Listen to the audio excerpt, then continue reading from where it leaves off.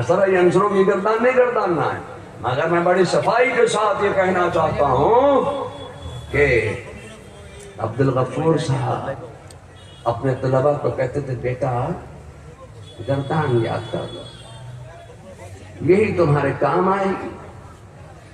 سڑک پہ گھوڑا پرک پرک دورا، آپ ایسا نہیں بولو گے، اگر گردان یاد کر لی اچھے سے تو سڑک پہ گھوڑا بڑا بڑا دوڑا ہی بولو گے۔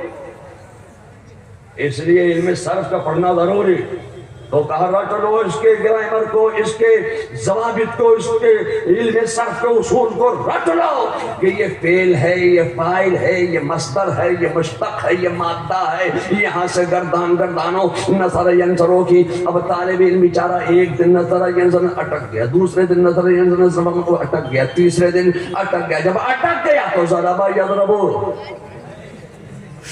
سمجھ گئے کہ نہیں سمجھ گئے؟ جی جی جی۔ جب طالب علم نصر ینصرو کی گردان نہیں گردان پاتا ہے، نہیں یاد کر پاتا ہے، تب استاد کی مجبوری ہے کہ اس پر وہ ضرب یضربو کی گردان دیتا ہے۔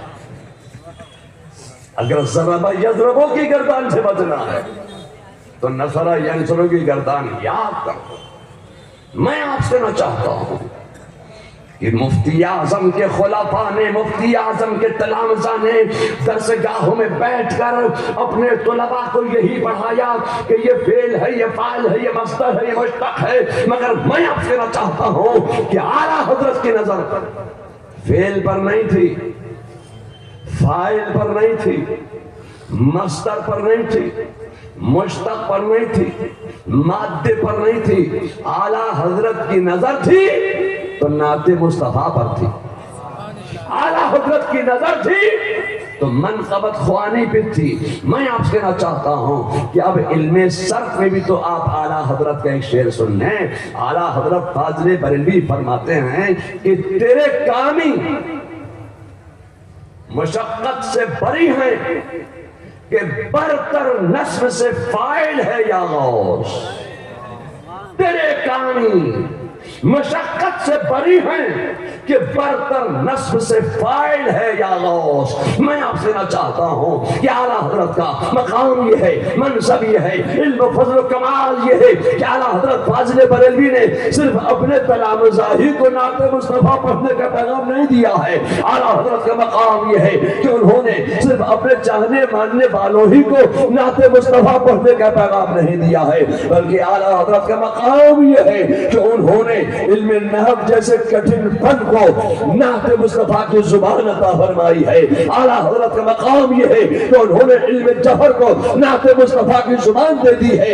اعلیٰ حضرت کا مقام یہ ہے کہ انہوں نے علم منطق کو نعت مصطفیٰ کی زبان عطا فرما دی ہے۔ اعلیٰ حضرت کا مقام یہ ہے کہ انہوں نے علم صرف جیسے کٹھن فن کو منقبت خوانی کی زبان عطا فرما دی ہے۔ علوم و فنون کو نعت مصطفیٰ کی زبان بخشنے والے کا نام ہے احمد رضا۔ انہوں نے صرف ہمیں اور تمہیں کو نعت مصطفیٰ پڑھنے کا پیغام نہیں دیا، بلکہ انہوں نے تو علوم و فنون کو بھی نعت مصطفیٰ پڑھنے کی زبان عطا فرما دی ہے۔ ان کا مقام یہ ہے۔ اور جو اعلیٰ حضرت کے مسلک کے محافظ اور جو اعلیٰ حضرت کے سپاہی، انہوں نے علوم اعلیٰ حضرت کو اپنی کوکھ سے علم کا دودھ پلا کر اپنے تلامذہ کو علم پر پروان چڑھا دیا۔ انہیں علم پر پروان چڑھانے والے علماء میں ایک جید عالم کا نام ہے مولانا عبدالغفور۔ اللہ تعالیٰ ان کے علم کی برکتیں دینار پور کو نصیب فرمائے۔ چونکہ تقریر کا میرے پاس ٹائم نہیں ہے اور میں چونکہ تاریخ دوسرے کو دے چکا تھا، یہ ان کے عرس کے اراکین اور ان کے صاحبزادے مجھ سے رابطہ کرنے میں لیٹ ہو گئے، تاریخ میں نے دوسرے کو دے دی، مگر چونکہ مولانا عبدالغفور صاحب سے میرا کوئی آج کا تعلق نہیں ہے، تقریباً 50 سال سے میں ان کو جانتا ہوں، اور اس دور سے میں ان کو جانتا ہوں کہ جب وہ درسگاہ میں معلم کی حیثیت نہیں بلکہ متعلم کی حیثیت سے رہتے ہیں۔ میں نے وہ دور بھی ان کا دیکھا، اور جب وہ درسگاہ کے بادشاہ بن کر ابھرے میں نے وہ دور بھی دیکھا، اور انہوں نے بڑی دین کی خدمت کی۔